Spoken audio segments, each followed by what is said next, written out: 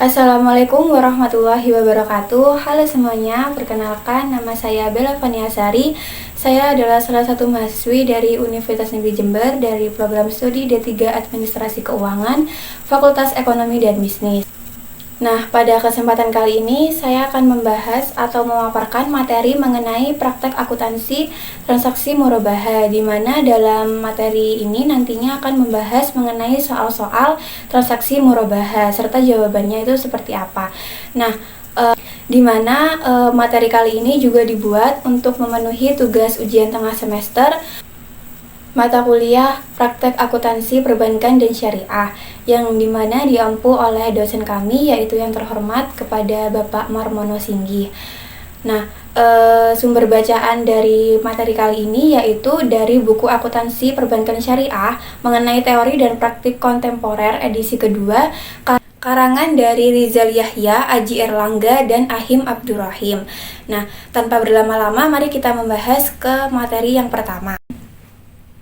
Sebelum membahas mengenai latihan soal dan jawabannya itu seperti apa, kita mereview materi terlebih dahulu, yaitu mengenai apa itu transaksi murabahah.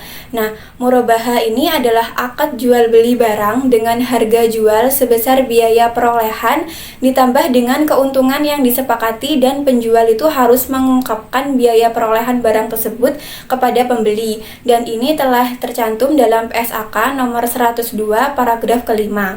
Kemudian untuk rukun transaksi murabahah sendiri yaitu ada 3. Yang pertama ada transaktor, yang kedua ada objek murabahah, dan yang ketiga ada ijab dan qabul. Nah, membahas yang pertama yaitu mengenai transaktor, ini adalah adanya pembeli atau nasabah dan penjual yaitu bank syariah sendiri. Kemudian untuk rukun yang kedua yaitu mengenai objek murabahah. Objek murabahah ini di mana di dalamnya itu terkandung barang serta harga yang nantinya akan dijual. Kemudian rukun yang ketiga yaitu mengenai ijab dan qabul. Nah, ijab dan qabul pada transaksi murabahah ini adalah berupa pernyataan kehendak masing-masing pihak baik dalam bentuk ucapan maupun perbuatan. Jadi kayak adanya ikatan atau adanya perjanjian begitu. Untuk contoh kasus yang pertama, ini ada soal, yaitu pada tanggal 1 Maret 20XA, PT Kemal Sejahtera melakukan negosiasi dengan BPRS Khairul Ilahi untuk memperoleh fasilitas murabahah dengan pesanan pembelian satu set server seharga 80 juta rupiah, dengan rencana yaitu harga total barangnya adalah 80 juta rupiah, kemudian uang mukanya yaitu 20 juta rupiah, kemudian pembiayaan oleh BPRS itu 60 juta rupiah, sedangkan marginnya itu adalah 7.375.570,25 rupiah. Kemudian harga jualnya sendiri adalah harga barang ditambah dengan harga marginnya itu diperoleh 87.375.570,25 rupiah. Dan jumlah bulan angsurannya itu adalah selama 18 bulan. Nah, biaya administrasinya sendiri adalah 0,5% dari pembiayaan oleh BPRS. Nah, diminta di sini adalah hitunglah angsuran per bulan yang mesti dibayar oleh PT Kemal Sejahtera. Kemudian yang kedua, hitunglah persentase keuntungan dari total piutang bersihnya. Kemudian yang ketiga yaitu hitunglah besar margin dan pokok piutang dalam setiap angsuran per bulan yang dibayar oleh PT Kemal Sejahtera jika menggunakan metode proporsional. Untuk penyelesaiannya sendiri yaitu penyelesaian nomor 1 yaitu tadi angsuran per bulan yang mesti dibayar oleh PT Kemal Sejahtera itu berapa. Jadi untuk rumus angsuran per bulannya sendiri adalah total piutang dikurangi dengan uang muka dibagi dengan jumlah bulan pelunasannya. Jadi total piutangnya tadi itu kan 87.375.570,25 rupiah. Ini didapat dari harga barangnya ditambah dengan harga marginnya tadi. Kemudian untuk uang mukanya yaitu sebesar 20 juta rupiah dan jumlah pelunasannya yaitu selama 18 bulan. Jadi total angsuran per bulannya yaitu 67.570,25 rupiah dibagi dengan 18 bulan. Jadi hasilnya yaitu 3.743.087 rupiah. sekian, atau jika dibulatkan yaitu 3.743.87.024 rupiah. Nah, jadi angsuran per bulan yang mesti dibayar oleh PT Kemal Sejahtera itu sebesar 3.743.087.024 rupiah. Kemudian untuk penyelesaian soal nomor 2 yaitu tadi diminta untuk menghitung persentase keuntungan dari total piutangnya.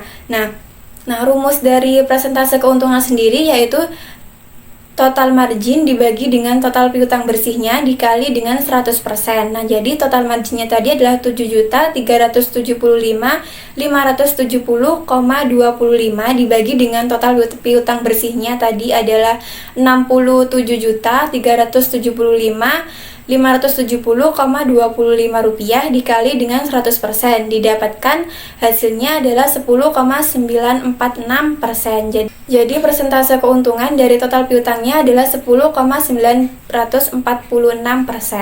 Kemudian untuk penyelesaian nomor 3 yaitu tadi diminta untuk menghitung margin dan pokok piutang dalam setiap angsuran yang dibayar oleh PT Kemal Sejahtera jika menggunakan metode proporsional.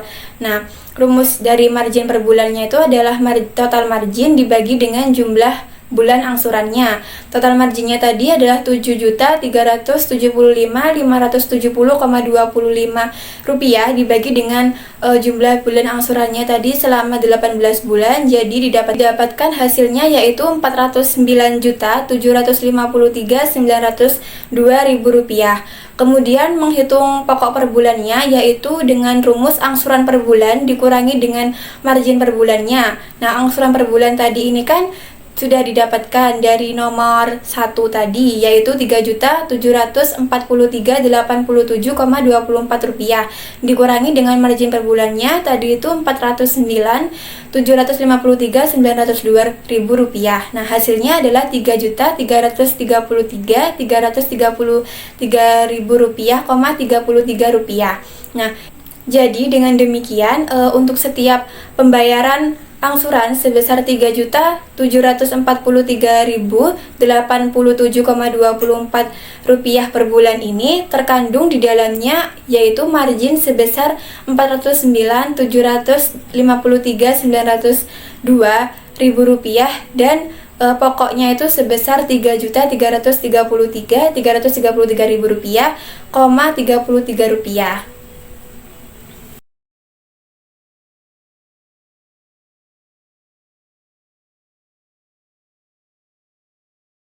Nah, untuk penyelesaiannya sendiri yaitu yang pertama tadi, transaksi yang pertama tanggal 3 Maret 20 XA itu PT Kemal Sejahtera menyerahkan uang muka sebesar 20 juta rupiah kepada BPRS. Nah, jurnalnya yaitu pada tanggal 3 Maret 20 XA yang di rekening nasabah PT Kemal Sejahtera itu didebit sebesar 20 juta rupiah, sedangkan uang mukanya itu dikredit sebesar 20 juta rupiah. Nah, pada transaksi yang kedua tanggal 8 Maret 20 XA untuk keperluan transaksi murabahah dengan PT Kemal Sejahtera, BPRS ini melakukan pembelian barang pesanan PT Kemal Sejahtera kepada pemasok senilai 80 juta rupiah secara tunai. Nah, jadi untuk jurnalnya yaitu dicatat pada tanggal 8 Maret 20 XA untuk persediaan aset murabahah ini didebit sebesar 80 juta rupiah dan kas atau rekening dari nasabah pemasok ini adalah 80 juta rupiah dimasukkan ke dalam kredit. Kemudian transaksi yang ketiga yaitu pada tanggal 10 Maret akad jual beli ini disepakati antara bank dan PT Kemal Sejahtera dan pada saat itu bank langsung menyerahkan satu set server kepada PT Kemal Sejahtera. Nah, untuk jurnalnya sendiri adalah dicatat pada tanggal 10 Maret 20 XA ini adalah piutang murabahah itu didebit sebesar 87.375.570,25 rupiah. Kemudian persediaan aset murabahahnya itu dikredit sebesar 80 juta rupiah dan margin murabahah yang ditangguhkan itu dikredit sebesar 7.375.570,25 rupiah. Yang keempat, yaitu pada tanggal akad, uang muka yang sebelumnya sudah diterima oleh BPRS sudah diakui sebagai pengurangan piutang murabaha. Jadi untuk jurnalnya yaitu dicatat pada tanggal 10 Maret 20 XA, untuk uang muka itu didebit sebesar 20 juta rupiah dan untuk piutang murabahanya itu dikredit sebesar 20 juta rupiah. Kemudian untuk transaksi yang kelima, yaitu pada tanggal akad, nasabah dikenakan biaya administrasi sebesar 0,5% dari pembiayaan oleh BPRS. Nah, biaya administrasinya ini kan 0,5% dari pembiayaan oleh BPRS. Jadi dihitung biaya administrasinya adalah 0,5% dikali dengan 60 juta rupiah, hasilnya adalah 300.000.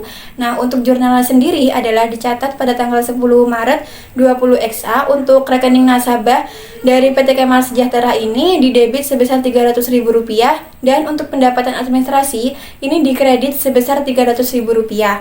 Nah, untuk transaksi yang keenam, pada tanggal 10 April 20 XA, saat jatuh tempo, angsuran pertama nasabah ini membayar sebesar Rp3.783.87,24. Nah, untuk jurnalnya adalah dicatat pada tanggal 10 April 20 XA. Untuk kas atau rekening nasabah dari PT Kemal Sejahtera ini didebit sebesar Rp3.783.87,24, sedangkan piutang murabahanya itu dikredit sebesar Rp3.784.87,24. Nah, margin murabaha yang ditangguhkan itu didebit sebesar Rp409.753.902, sedangkan pendapatan margin murabahanya yaitu dikredit sebesar Rp409.753.902.000. Kemudian untuk transaksi yang ke-8, yaitu pada tanggal 10 Juni atau tanggal jatuh tempo angsuran ketiga.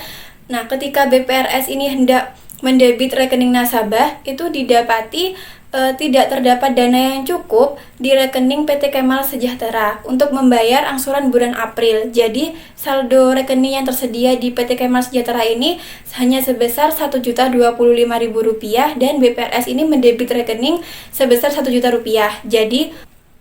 Jadi untuk pencatatan jurnalnya yaitu dicatat pada tanggal 10 Juni 20 XA ini untuk rekening nasabah ini didebit sebesar 1 juta, kemudian piutang murabaha jatuh temponya ini juga didebit sebesar Rp2.743.87,24, sedangkan piutang murabahanya itu dikredit sebesar Rp3.743.87,24. Nah, untuk margin murabaha yang ditangguhkan ini didebit sebesar Rp744.919,33. Pendapatan margin murabahanya ini dikredit sebesar Rp84.000.